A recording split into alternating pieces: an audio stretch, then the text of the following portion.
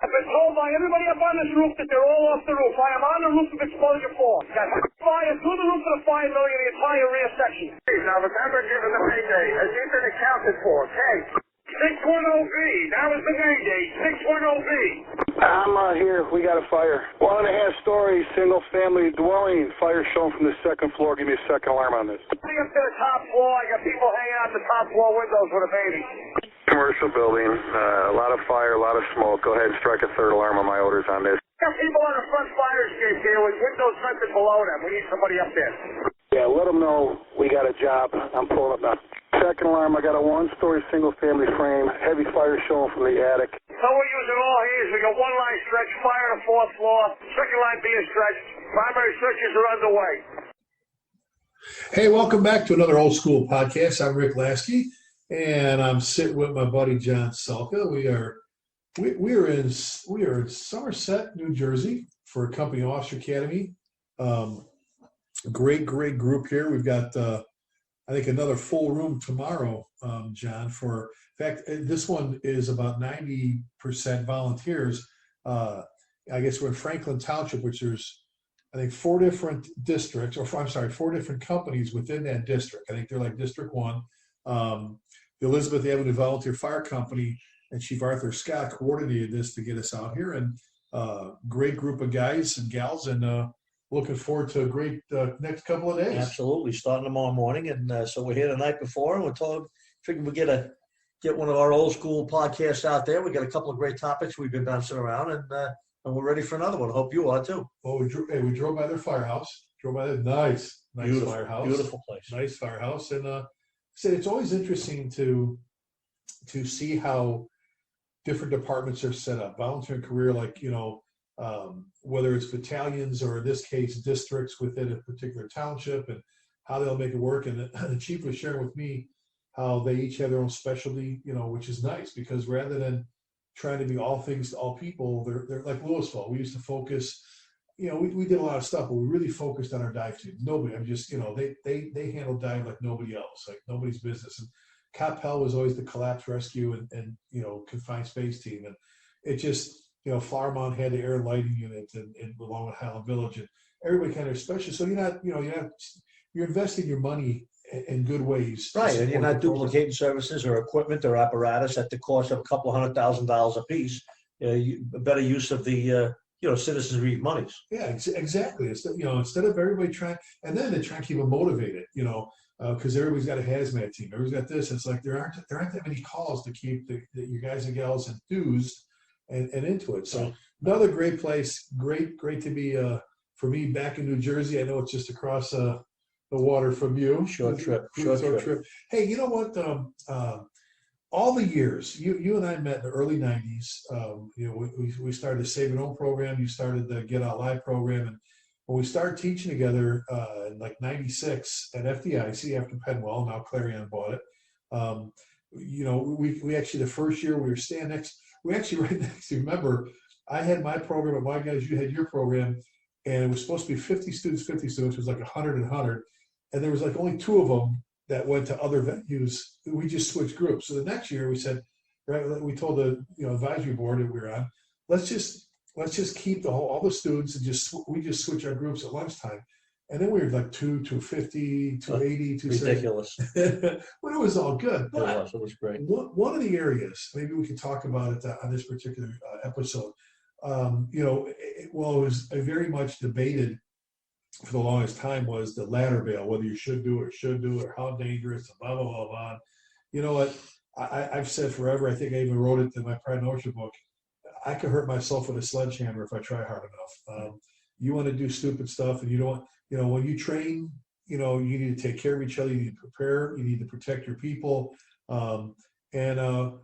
Every time somebody say, "Oh, you'll never do that," then another video would emerge with a guy bailing out a window. And there are plenty of them. Photos and videos and descriptions of people jumping out windows all over the place. So the debate as to whether you should be doing it or not is really whether you should be training on it or not, because it's going to really happen. So my idea always was, if the chances are at least decent that it may happen to you, or you may have to do that tactic, at least you should have a couple of practice runs on it, some a little experience, you know. Well, you hope to God it never happens, but Right. I want to know my guys know what to do Right. if it ever does happen in a pinch. So that's where I'm kind of going with this one, buddy. Is it was always remember when you were a kid and you went with your buddies, your girlfriends, your buddy, your buds and all that. You went to the carnival. The carnival set up at the local park or whatever, come into town at the little strip mall, whatever.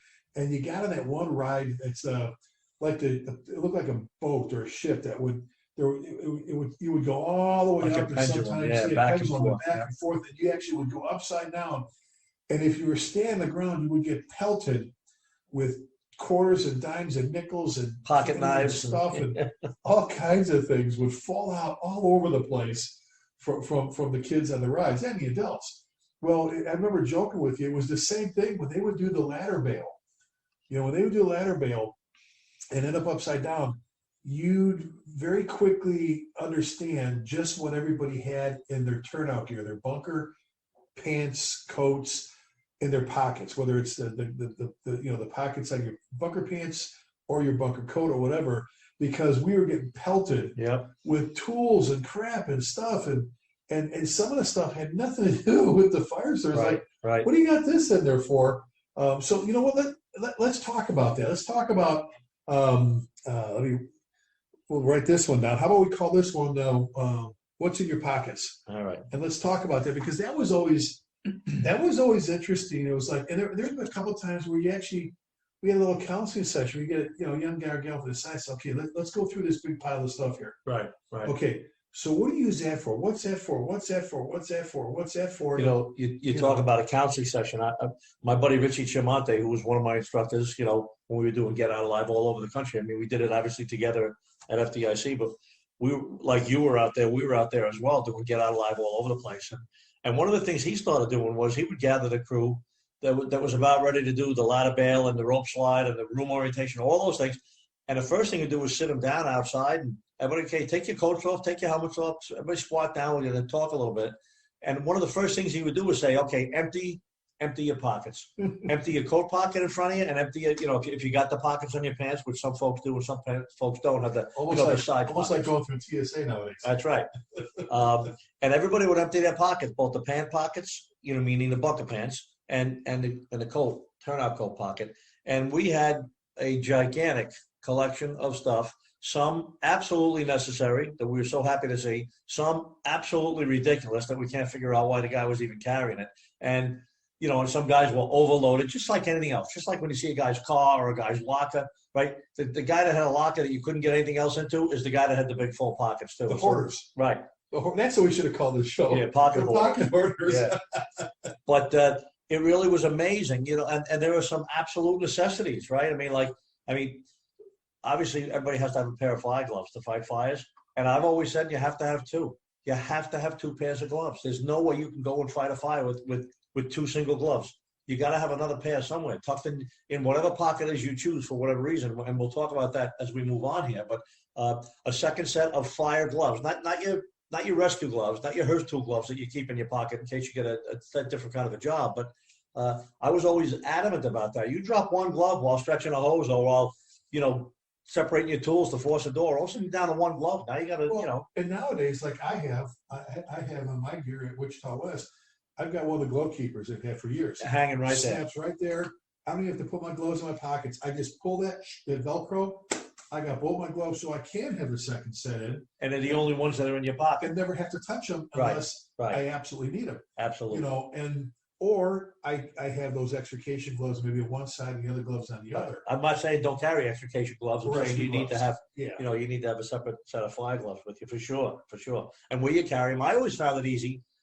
Not only easy, but I found it convenient and even safer to carry my gloves in my pant pocket. Because no matter what I was doing, if I was standing up, if I was crawling, suddenly I realized, holy crap, I dropped the glove. I could just quickly go to my right pocket and pull out my right glove, or to my left pocket and pull out my left glove. And I knew I wasn't hunting. I wasn't searching which glove is this, which glove is that. Well, and I kept them in separate pockets. Some guys are going to go, well, wait a minute, what are you doing inside? Well, you know what? Maybe it's a top floor fire and you're stretching, you're doing, or I've been outside where I went, where the hell? I just had a glove. I was kneeling on them. Exactly. As I put my face piece on, I'm looking, where did it go? It got kicked. Right. Maybe the guy walking by me, hey, we're going in ahead of the search. He kicked it out of the way or whatever. Exactly. At least I know I've got one no matter what, when that time comes to it. Now, one of the things, and you and I have talked about this before, just like the pockets, some of our helmets tend to get boogered up with stuff sometimes. And, I've been a big fan of door chocks for a long time. I mean, I think, when you're searching, when you're stretching hose or whatever, chocking the door open when you need to. Obviously we want to do door control and all that stuff, but when there's a time when you want the door open, you want it to stay open. And now, and don't let me forget to talk about Andy and the Andy door chock.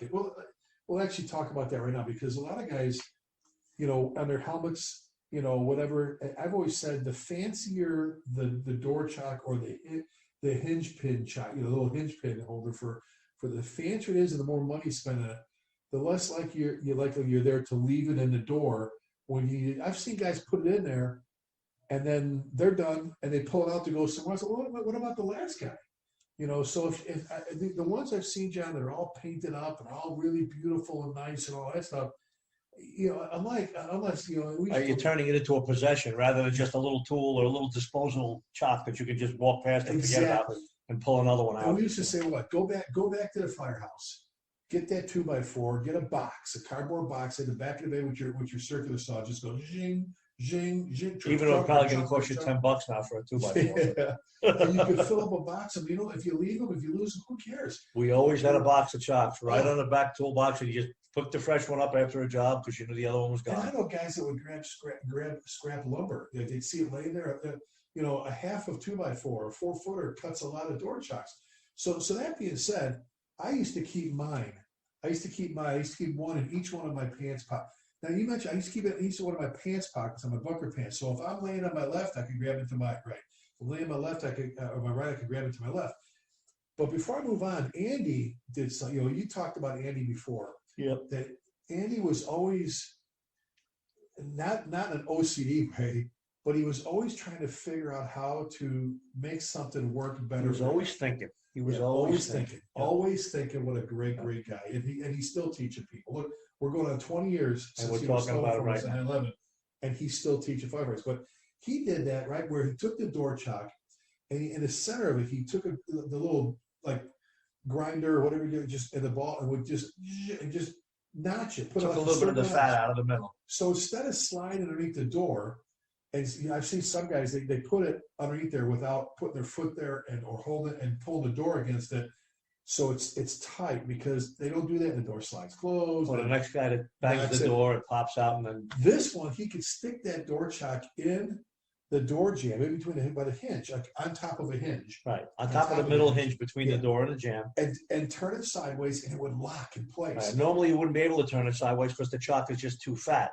But he shaved it in just a way in the middle that it would turn sideways. And now you couldn't get that chock out of there if you pulled it. Yeah. You'd have to actually turn it sideways again and pull it out. And locked it, and on top of the hinge, like you said, important, because that doesn't slide down and fall. And that door could swing open and then swing back to the chock and stop again, and it would never close. Never have to worry about it. And I don't know where he came up with it, if he designed it himself or if he picked it up somewhere and then made it famous, but it was a great discovery. He taught, I remember him teaching it, and he gave one to me. It's sitting on my bookcase at home with my name written on it. Yep. So that being said, we know you need chocks, at least a couple, right? Andy, so you got that now. But you start to talk about the helmet. Well, we're talking about the helmet, and some of the guys have put the door chocks on there, and not to get too far away from the pockets. Tommy Trevino taught me another thing. That was the thing. He used to buy a bag full of the flat concrete cut nails, and I'm like, wait, what do you got those for? He goes, because I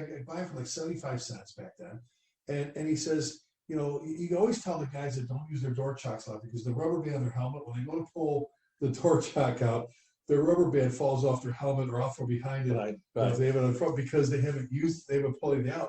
He says, I put the concrete cut nails in there. I slide them on my helmet. He goes, I stick one in the door stop of the door, close the door so it's stuck in there. He goes, same thing, open, close, it doesn't go anywhere. And you can leave, and who cares? It's just a nail. If that, a quarter of a cent. But here's the thing, when we talk about what's in your pockets, all right, or what's hanging off your gear. Another thing, and again, I'm kind of drifting from the pocket thing. John Norman taught me a long time ago when we first started teaching Save and Roll. about, what we were talking about, side cutters. We'll get that in a second, and Leatherman tools and Gerber tools and all that. He goes, I like this, and I want you to talk about what they did when they were in the rescue together. And I still had mine. It's about a 4-inch blade. The whole thing's serrated on the one side. Okay, sharp but serrated, still good cut. But if you got hung up, if you got tangled, if you got whatever, and you could only move one arm, it was always snapped to the outside of your coat. Wasn't in your pocket. It was right like on your chest where you could grab it. And you could grab it and you could throw it open with your thumb. A little folding knife. Folding, but a 4-incher with the serrated end, you could cut through the slinky stuff, the ductwork thing, all that stuff. And sometimes it's only just that one you got to cut through to get yourself out. So he taught me about that. But let's talk about the Gerber / Leatherman tools. I guess there's all different kinds of brands, all one tool. Because I actually carry one of the multi-tool. I got one on my belt right now. I always have one with me. And I use it 5 times a day, whether it's changing the batteries for Colleen's toys or, adjusting, the latch on the back door when I'm going out of the house, I see it's loose or something like that. I always find a use for that. And having a multi-tool of whatever brand, your favorite is a great thing to have, because most of them have a blade, some kind of a saw, a Phillips head, different types of screwdrivers all in there, plus the pliers, plus the cutters. You're talking about 5 or 6 separate little hand tools, all in one little piece of metal, all in a little pouch. And again, that pouch could be, some guys wear it on their radio strap. That's where I've got mine. Right. Some guys wear them on a coat, like sewn in somewhere. Some guys just have the Leatherman inside, dropped in a pocket, and they only have to take it out of a little pouch. They can just reach in their pocket. You mentioned something earlier. So the thing you talked about earlier was the spring-loaded side cutters, because a lot of guys carry side cutters if they end up entangled with crap falling out of ceilings and so forth.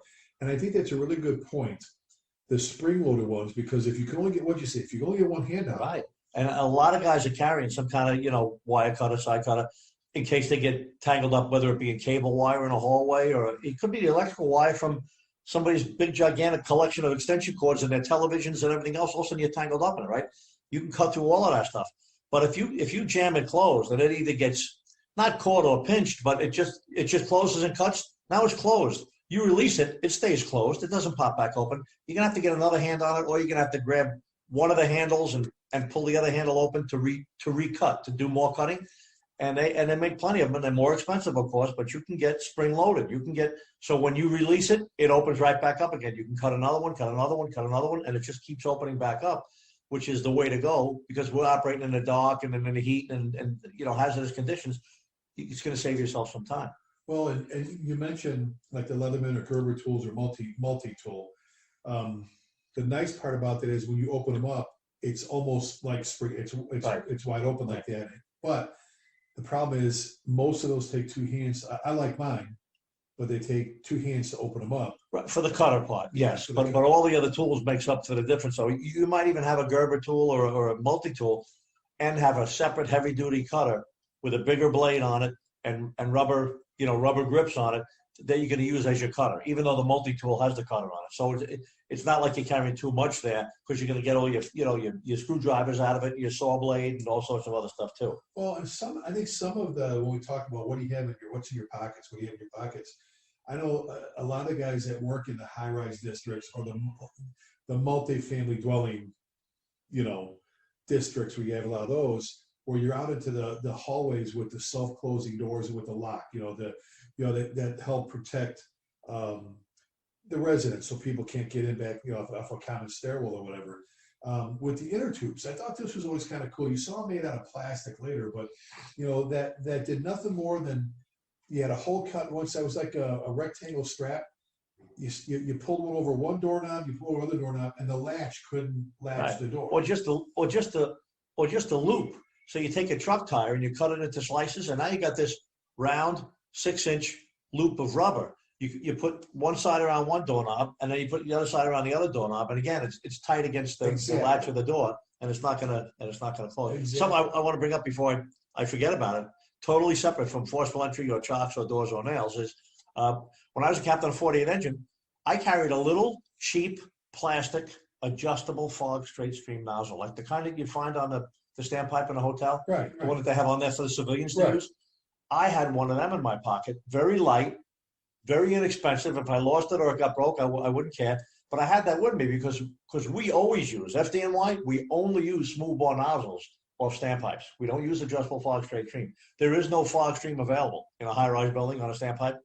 So once the fire's knocked down, if I want to vent out a window, if I want to use fog for some reason, I can tell the nozzleman, shut the line down, take the tip off, and screw this thing on there. And suddenly now we have a little fog tip. Like I said, very inexpensive, nothing fancy, a cheapo one like you find, they buy them by the box in the hotels and the high rises, you know, and that worked out really well. The other thing I used to carry was the OST, or the outer stream tip, which is a little tiny half-inch tip that actually screws on the end of the mainstream tip on a smooth bore nozzle. The mainstream tip is the one everybody uses to fight fires. There's actually threads there, and you can thread an outer stream tip on that down to a half-inch and use very little water for washdown, you know, in an effort to not use too much water and ruin the floor below and all the other stuff. And it works great. So I carried those two little things in my pocket as the offside. Again, nothing that I would suggest every firefighter to carry, but certainly every decent engine officer should consider that if you have, you know, if not already using just the fog straight stream. Well, and like I said, I like the keepers because it keeps the gloves out. It makes it, I don't have to reach in the pockets and pull Velcro flaps open. I can get my gloves on right away. Mm-hmm. But, you know, like I said, I think it's kind of, you know, it relates to the company you're on and where you're at. Like we were talking about before, when you're specing your rigs, your apparatus, spec them for what you need, not for like, I want to look like FDNY Chicago or LA. Or what you see in a magazine. Right. Yeah. What are our specific needs for our areas, our town, our coverage? I think the same thing with what you're carrying in your pockets. You know, if you do a lot of alarms, if you do a lot of resetting alarms and pull stations, having that little Allen key, having that, you know, there's just certain things, you know, you may want to. Ray Hoff, you look at, God rest Ray, when he was the captain on Tower Ladder 10 in Chicago. And in fact, there's a beautiful oil painting of him that an artist did, and we were actually at a swap meet at a buff job looking, and we walked up, and I'm looking, and I go, "That's you." He goes, "We actually bought it for him." Jamie bought it. That's you. It was a picture of the captain, and I remember because he had his elevator keys, because his own elevator keys on the outside, like snapped right here, where he just had it because he goes all day long. I'm looking for elevator keys. I am so glad you brought that up, because you just reminded me of something else. When I was lieutenant in Squad 1, now this is two things. The K tool. I always carried the K tool. Now, obviously, there's a K tool. There should be a K tool on every fire engine or every fire truck, right? Certainly, every truck. Well, should we have talked it, right? about this on our K2 show. Yes, we did. Where you're going with this? So, if you leave your K tool in a leather pouch, or even outside the leather pouch, in the dashboard or on the glove compartment, that's where it's going to be when you're up on the third floor looking for it. So I used to always carry it, and I know plenty of guys that do. Matter of fact, I carried it and used it and handed it off to firefighters to use so many times that eventually it broke. Eventually, either one of the blades popped off or the back piece that you slide the adze into broke off. I can't remember which. But anyway, having said that, so if you're carrying and you frequently use or are ready to use the K tool, you can't just use the K tool. There's something that goes along with the K tool. The K tool is absolutely useless unless you have the key tools that come with the K tools. Now listen to this. I'm bouncing around the rescues when I'm a young officer, didn't get a spot yet in Squad 1. And there was a firefighter out there in Rescue 5, and I'm embarrassed that I can't remember his name. God, it's 30 years ago now. And we were drilling on forceful entry and K tools, and I was carried mine even back then. He gave me, somebody gave everybody in the company a set. It was a key ring with a little snap hook on it, so you could attach it to anything, and hanging off the bottom of the key ring with 3 of the key tools, custom made. Each one was made, the 15-32 squared, and then the straight blade, and then the little L bent blade. All 3 of them were dangling off that little keychain, and he gave me a set. He said, "Here, I know you'll use these." And I had them snapped to the top snap button on my turnout coat for the rest of my career. You could hear me coming anywhere as long as I was wearing my turnout coat. I always had them, and they were attached to the top button. I could always just use the K tool. I could just say, "Hold on," but here it is. You didn't have to go searching for it. You know, sometimes you see those key tools are slipped into the shaft or the handle of the officer's tool, and there's a lot of places that they have them. But I found it so convenient to carry that little, again, it's not in the pocket, but it's still a little piece of equipment that you're carrying that's always with you. Take your coat off, it's on your coat. Put your coat on, it's on your coat. It never left unless I actually deployed it. Well, again, specific needs, little quirks, little wants, little desires that hey, I'm going to need this, or I'm tired of having to run back out to the rig and get this. Or ask somebody else. Anybody have of this? Anybody have of that? And you put that smile on your face and go, yeah, I got my gun. And they turn around and go, Salka, you got that? Yeah, I have it with me right now. I always do.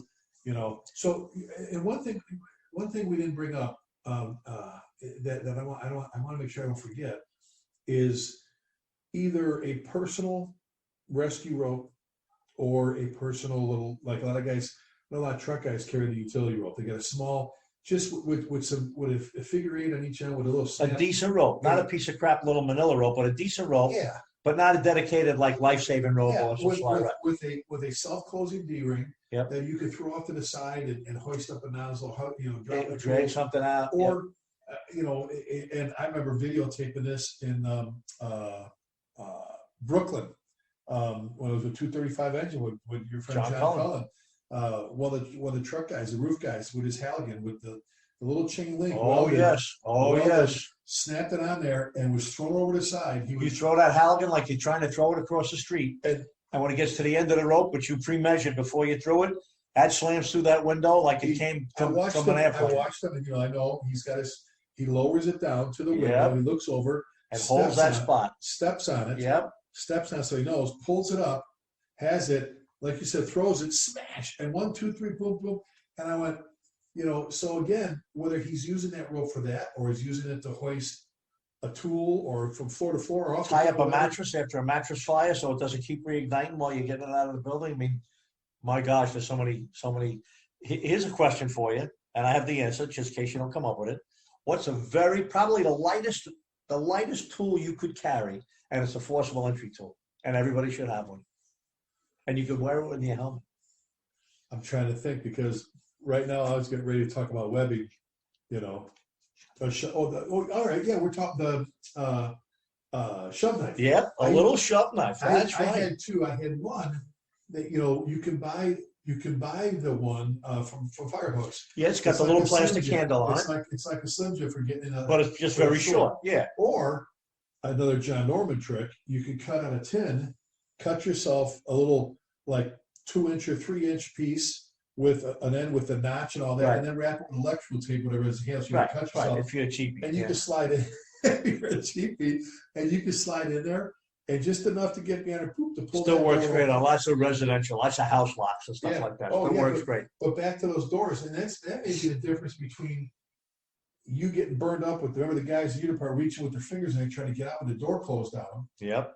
Trying to get out as they're on fire, versus not being able to reach in there and just kind of pull that little latch and off you go. Absolutely, that's a great one. I love the shove knife.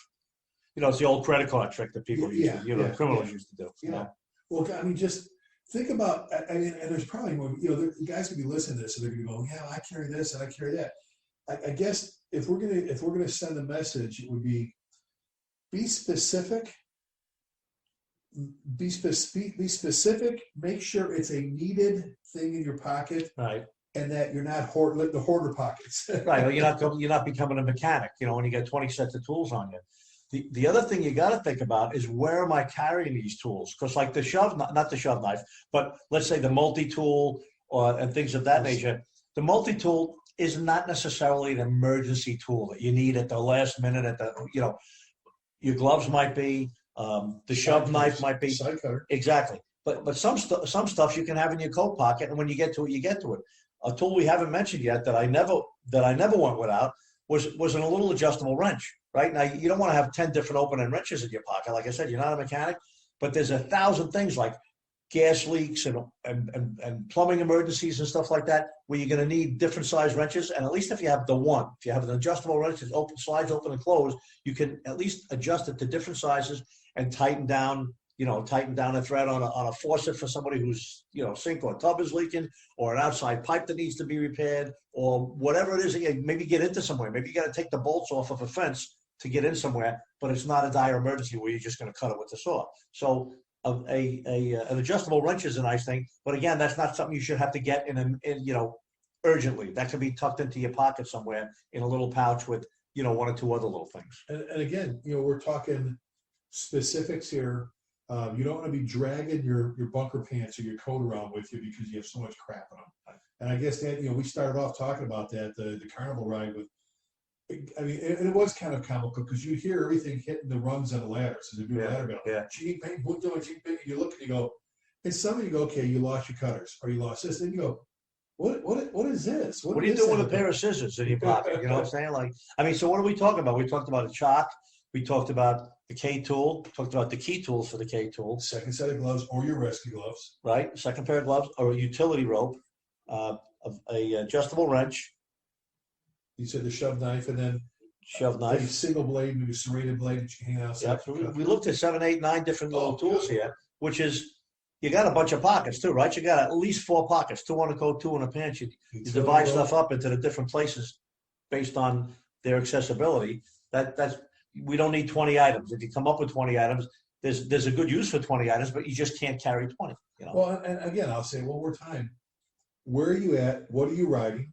You may be carrying stuff a little bit different. If you're assigned to a truck company, a ladder company, you might be carrying different stuff than the guy. You don't need that nozzle. That's right. A truck officer doesn't need the adjustable nozzle in his pocket like the engine officer. Exactly. If you work in a district that's predominantly residential, that's going to be different from the person that works in a predominantly commercial district or high-rise district. So again, like you spec your rig, spec what you're carrying in your pockets. Make sure it's what you need and it's not just extra crap.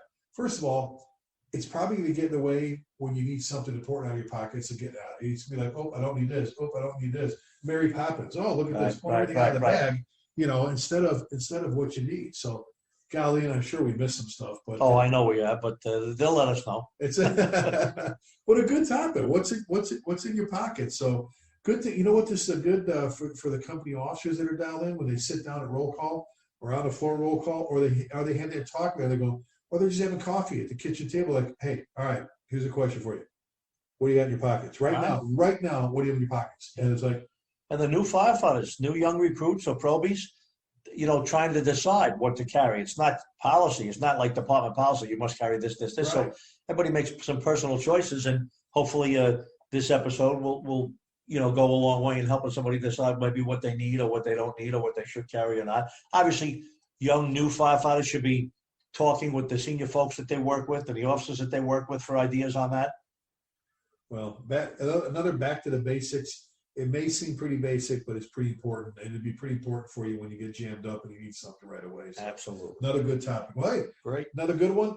Email buddy if they want to get a hold of you. ChiefJohnSalka@gmail.com. And I'm Chief Lasky @gmail.com. We appreciate you tuning in again. Spread the word about our old school podcasts on iTunes, Spotify, and my YouTube channel so we can hit all the different machines out there that people are listening to.